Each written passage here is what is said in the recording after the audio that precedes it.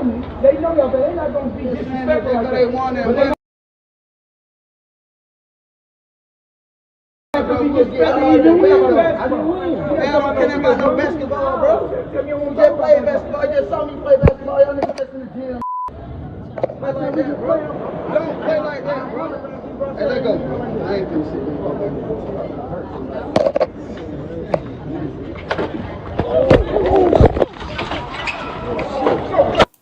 Offset is really hurt behind this, and I want everybody to know that he damaged behind the fact that his own family, Quavo, he real life got ties with the people that son his cousin up. I want y'all to really look at this because he just spoke on everything that everybody needed to know. And for all the rumors that was going around saying that Offset didn't care, he did care. He just was being quiet with it, and he real life was gonna make his next move without telling nobody. I want y'all to really look at this, man. Hit the like button, subscribe to the channel, share this video.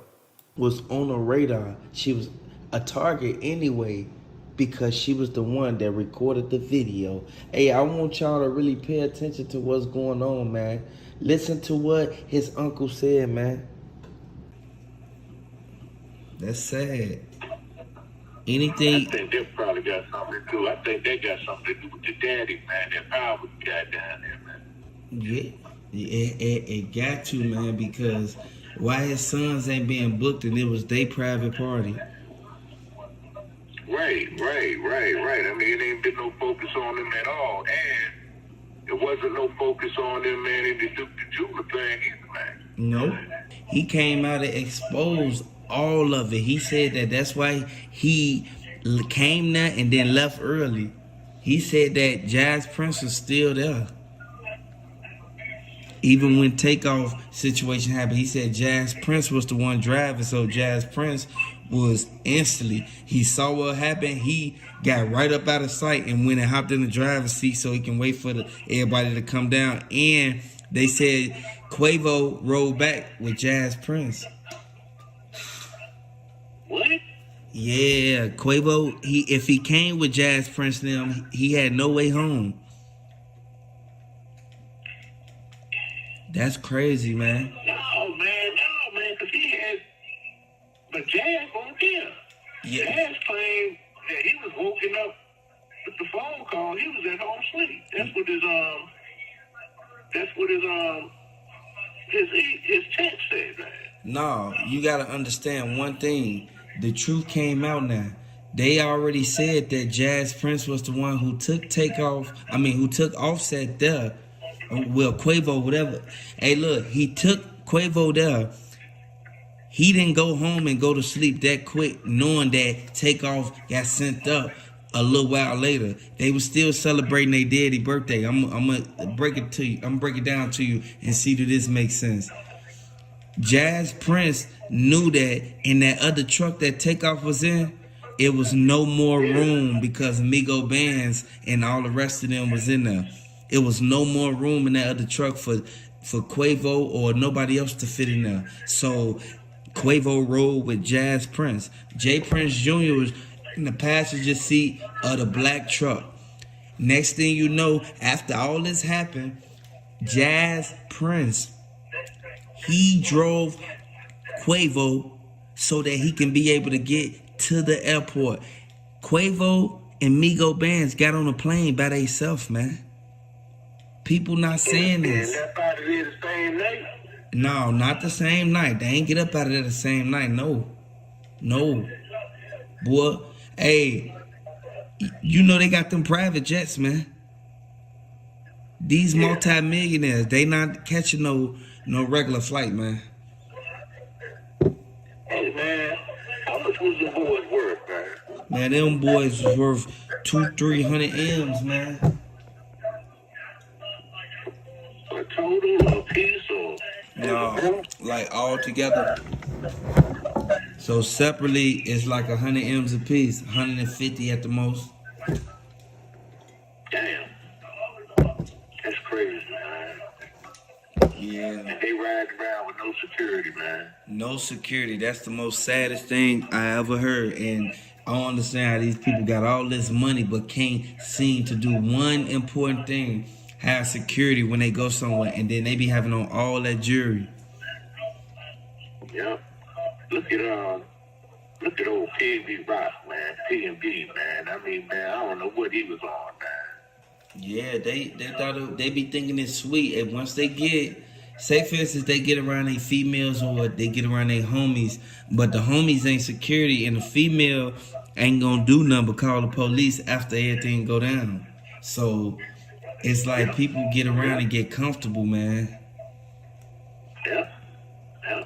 And hey, man, they said that his girl, man, some of the time on two situations, man, got an attitude with him because he felt uncomfortable and wanted to leave the situation that he was at. Yeah, this.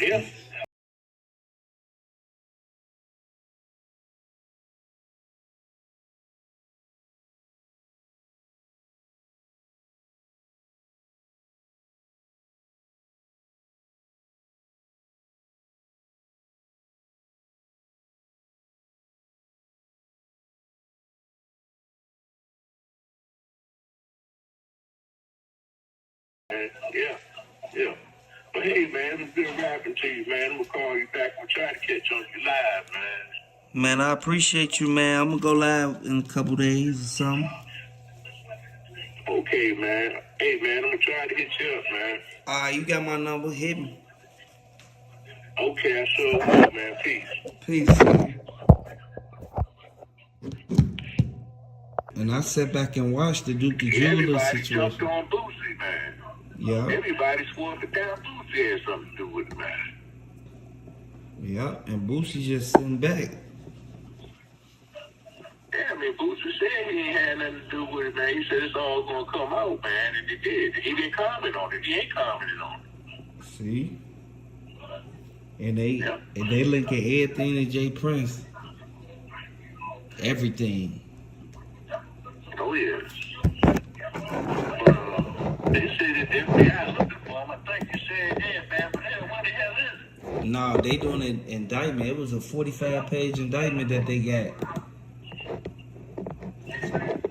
And it's so sad because it's too many people who even sit back and said, you know what? I know they gonna get hit up for this, man. They gonna hit them people up for this, man. And when they come down on them, it's over with. Yeah. Especially if he had something. I mean, I honestly feel he had something to do with that Duke to do it now. So. Yeah, because he was there. He was there at that situation, and he was there when everybody sat there and saw, you feel me, Duke the Jeweler was at that dice table, and Jay Prince was actually more active with Duke. Boosie was talking to Duke and behind him, but Jay Prince and Jay Prince homies was talking to Duke. Yeah. And Cam was there, man. Yeah, Lil Cam was there too. So how is the same people? Right. And we all know now that Lil Cam, he ain't scared to blow, man. He a hitter, man. Yeah, he ain't scared to blow. I sat there, told them Lil Cam gonna be their downfall. Yep. He ain't scared to use that thing. So if he use that thing in the open like that, man, outside like that, man, and took, man, take off out like that, man. If you know, man, there was probably less people around, man, when he took Duke out, man. But that's going to say he don't care who's around, who's watching, man. Man, that's why I always sit back and be like, these people crazy, man. Like, they sat there and saw them people at the Duke the Jeweler situation, then at the next one. Yep. Witnesses stood right there and seen the whole thing, man. It was somebody at the Duke thing, man, had a record from up off the balcony, man. Now, how did they have a recorder from off a balcony like that, man?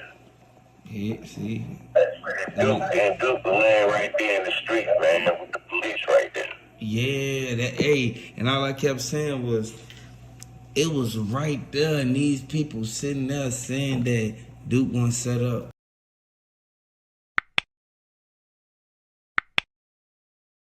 Also, the gang division, our federal partners, FBI, state partner DPS, and ATF.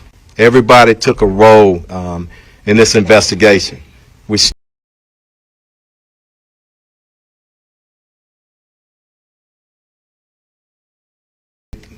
The individuals are the individual that's responsible for the murder of Takeoff in custody. So yesterday evening, we arrested Patrick Xavier Brown, 33 years old. He was charged with the murder of Takeoff. You don't play basketball, just saw me play basketball. Don't play like that, bro. I'm gonna hurt somebody, bro. No. They was sliding through the town, man. Sliding through the town. Got the birthday, bro. Yeah, we on the fifth. We got the fifth, boy.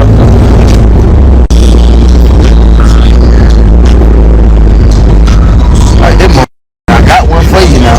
I got a 6-1 coming home. Man, they should have never even got down on Takeoff. Takeoff, he should have never even went up there, and he should have had every piece of security that he could have grabbed that was in Houston. He could have ordered security when he first got out there, regardless of what's going on. But Quavo, he knew that Offset went wrong when he said that his brother went out there with you, man, and y'all ain't had nobody really around with y'all that could actually protect y'all. It was just y'all freelancing. Regardless of what's going on, they gonna do what they gotta do, because J. Prince Jr., he gonna make sure his name get clear out of everything. HPD, they don't play no games. They solve every case that come across their desk. I say about 99% of it, but you know the feds don't play no games. They come and get people 10 years later, and they have to give the information and the documents to whatever crime that went on to the feds, if it's liable, if it's available to be in the feds' hands. I want y'all to know this sad, man, and I want everybody to hit the like button if you feel that they set Takeoff up. They kept saying it was over insurance policy. I don't know how true that is, but they said that Takeoff, he was unaware of everything that was going on, man. The people that was right there, instead of them helping Takeoff, they was recording. Offset said he wished he was standing right there when everything went down, when they first went out there, because he would have been the main one to swing on the shooter, the dude that actually shot, regardless of what's going on. When they start ducking from them bullets, that's when everybody hit the dirt. People still standing right there recording, so that means that it was the people who was right there blocking away from Takeoff, so that Takeoff could at least try to get out that jam. Regardless of what's going on, they got everything on footage, and from the camera angle, it shows Takeoff. He was walking up to the crowd, man. I wish Takeoff would have never even walked that way. If Takeoff would have just went inside that bowling alley or went down that stairwell or that escalator, he'll still be here with us right now, because they want to aim to shoot that way. That would have made it seem like they was aiming at Takeoff and they wanted to get Takeoff. You see what I'm saying? It's two conflicting stories that they made, regardless of what's going on. Quavo, he tried to clear his name up, but then he ended up still hanging with the people that did it. Regardless of who got into it with Quavo. Quavo was supposed to be on their top. He was supposed to at least go out there to Fifth Ward with his people and get some straightening going on about his nephew. Come on now, man. Everybody know what's going on, man. But we already know for a fact the reason they even brought this up in court is because they got it on footage. Y'all did it in front of all them cameras. People had iPhone 13s just standing right there recording, iPhone 14s. Like at the end of the day, they retrieved all that footage. They got the camera footage that was up there in that corner. They got the camera footage that was inside of the bowling alley. It's too many angles where you see every movement that Takeoff took.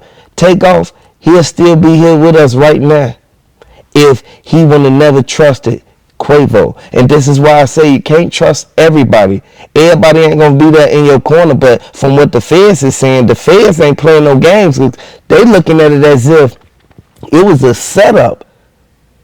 Regardless of what went down, they put themselves in the vicinity of a crime that happened. They recorded it. They even got Takeoff laying on the ground, man.